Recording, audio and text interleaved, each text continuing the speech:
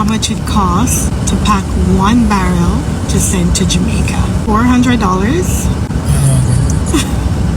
Really? Back then, it used to cost like $150. You want to tell me $400 cannot pack a barrel to Jamaica? Really? Okay, come on. We're going to go try.